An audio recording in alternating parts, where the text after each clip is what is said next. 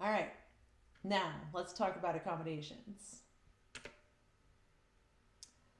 5 types of accommodations in this course. Like we said before, application and interviewing process, sensory related, social and communication accommodations, emotional regulation accommodations, and productivity accommodations. Your approach should be to build a cooperative relationship around accommodations, meaning we work together to occupy the space and achieve our goals. An example of a cooperative relationship with accommodations. I don't process competing sound very well. If the TV is on or I'm wearing headphones and someone wants to talk to me, I will never hear what's being said. Both of those sounds will become one chaotic sound. However, to me, talking to human beings is more important than like watching TV or listening to a podcast. So, if a person wants to speak to me while I'm doing that, they can signal to me that they want to speak and then patiently wait for me to just pause what I'm doing, and then I will adjust my attention and shift my attention over to them. By pausing the competing noise, I am then free to give my full attention to the person. The person allowing me that second means that our communication will go more smoothly and that I can show them that I respect and value them by taking the time to pause and adjust my attention. But also, if we agree to this beforehand, then I won't be disoriented or have any anxiety by that interruption or that shift in my focus. Autistic people can really find interruptions to be very anxiety provoking and uncertainty to be quite anxiety provoking. And as someone with ADHD, I find it very difficult and distressing at times to shift my attention. But with a little bit of heads up and a little bit of patience, I'm happy to work with you while you work with me to do that and to like honor that that communication and that connection that I think is very important to have between people. So our first type of accommodation, applying and interviewing.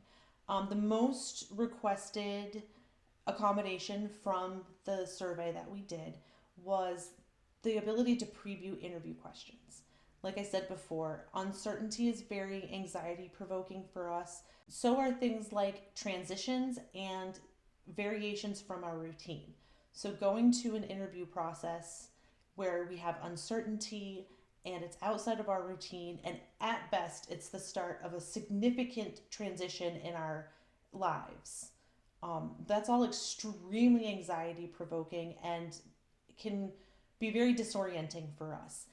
Having interview questions ahead of time allows us to think on our answers and translate our answers so that we can speak to you efficiently in your language and actually properly like sell ourselves to you. And it helps also to prevent some of the anxiety that is provoked by not knowing what is expected of us or what we will be facing when we get to the interview.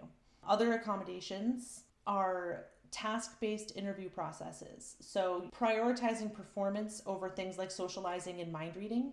For example, and by mind reading, I mean us anticipating what it is you want us to say.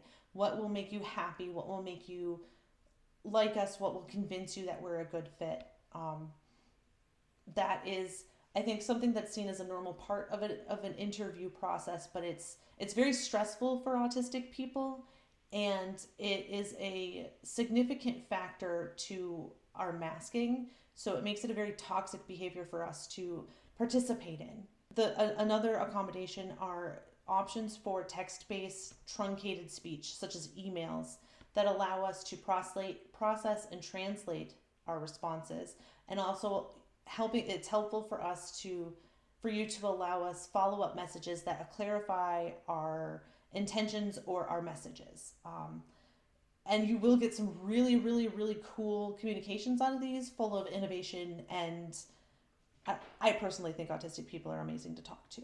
Part of the reason why these accommodations help us is that autistic people struggle with answering questions on the spot. Open-ended questions like, tell me about yourself, or do you have any questions, will make my mind go absolutely blank every time. This has to do with delays in processing information and translating accurate responses, which creates a lot of pressure to people please and hold rejection off. and that rejection comes with the slightest mistakes, and we're already fighting against thin sliced judgments from your first impressions of us. Doing text-based speech for your interviews removes the audio and visual cues that would trigger that implicit bias. So that gives us a more even playing field when we are initially introducing ourselves to you as well. We also struggle to properly communicate our skills and accomplishments through like resumes and interview questions, and it's especially hard on the spot where long delays to respond are not really viewed as favorable. In fact, a lot of times taking a beat to gather your thoughts and translate what you're trying to say is viewed as deception. So more accommodations for applying and interviewing. We would like job descriptions that are inclusive in their language. For example, clear language around communication requirements. So with job descriptions, what you'll find is that a lot of autistic people don't have much faith in their ability to communicate, and lacking confidence is not the same thing as lacking skill.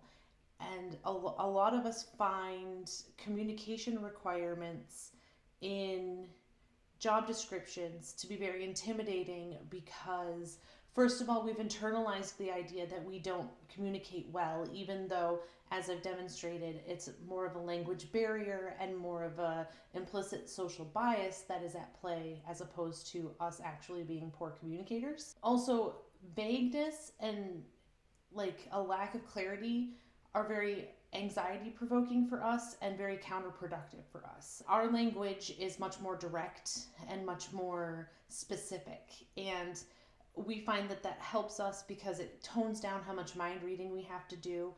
A lot of times if we have to guess about something,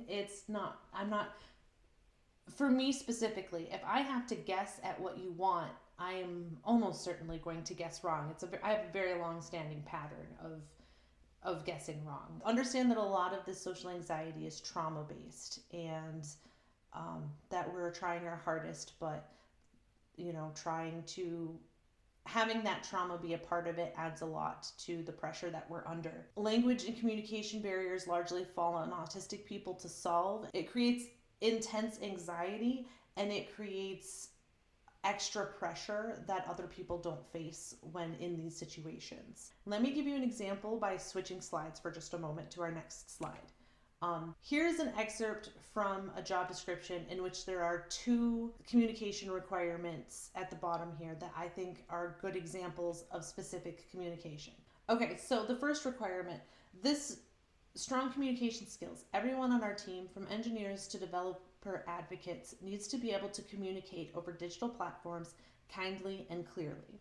This requirement is direct because it helps us understand who we'll be talking to, how the communication will occur, and what exactly they want from the communication. Being respectful and clear are easier targets than being strong at communicating. The second one says that they would like you to be proficient in written and spoken English. There are times where someone saying that they want strong communication literally just means that you can speak the predominant language in the company. For example, if you're hiring contractors internationally. And so the point here is to be very specific about what it is you want and how you word that. And I will give you more examples of this when we get to the practice section of the course.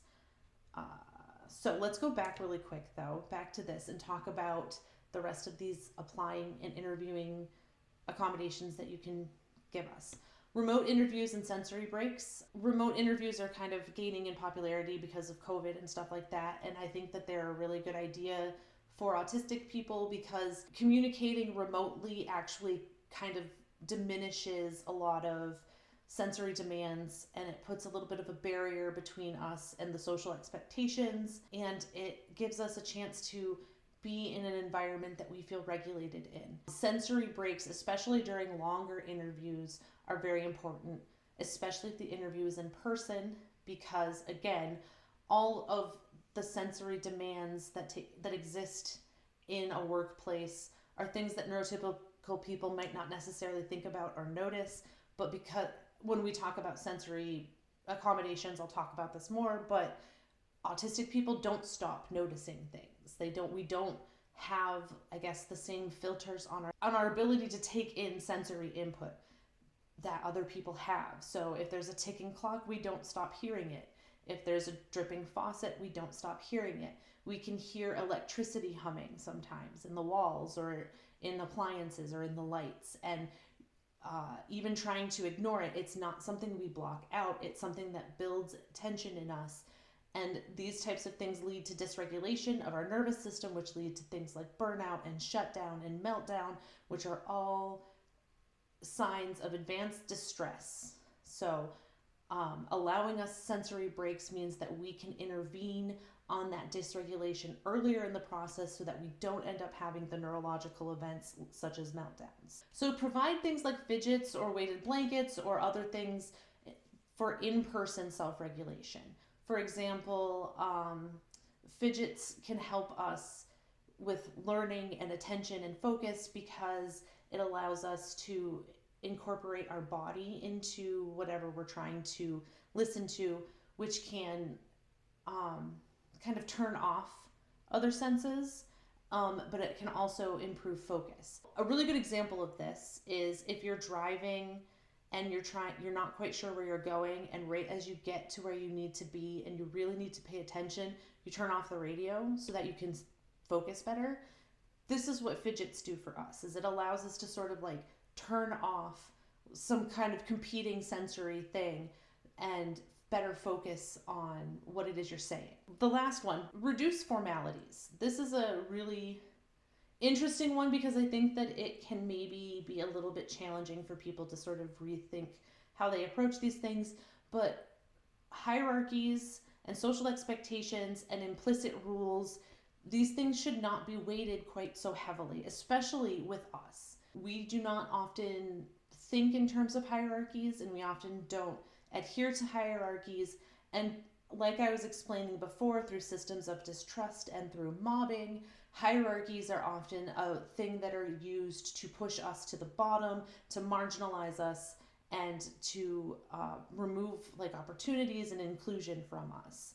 And so we tend to be very like wary of opportunities that have very strictly enforced hierarchies. People will interpret not making eye contact as disinterest, for example. And so the social expectation will be that I will look you in the eye to show you that I am engaged and respectfully communicating with you, when in reality, looking you in the eye is going to make it so that I cannot be engaged or respectfully communicating with you because I can't process what you're saying.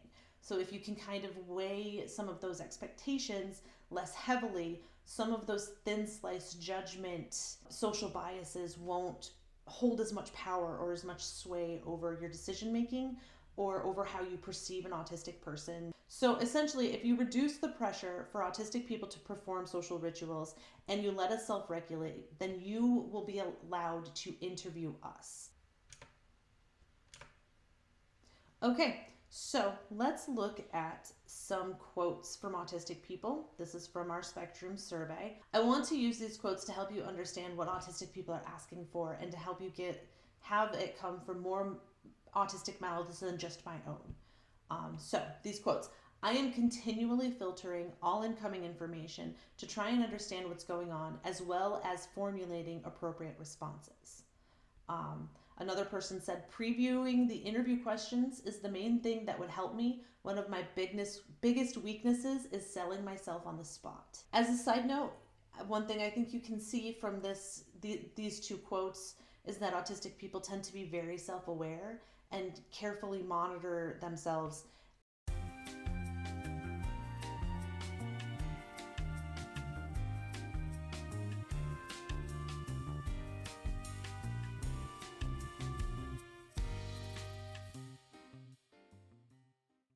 And then just real quick here, if you want to learn more about this, we have an Ask an Autistic Person service that you can use, and it's a great way to go directly to the community. You provide a question or a couple of questions.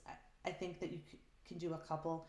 And the questions are presented to the community, and then we pick some of the best and most helpful responses. The community is very willing to help you help us. You know what I mean? Like we're we're really willing to engage in that, and with tons of good faith efforts.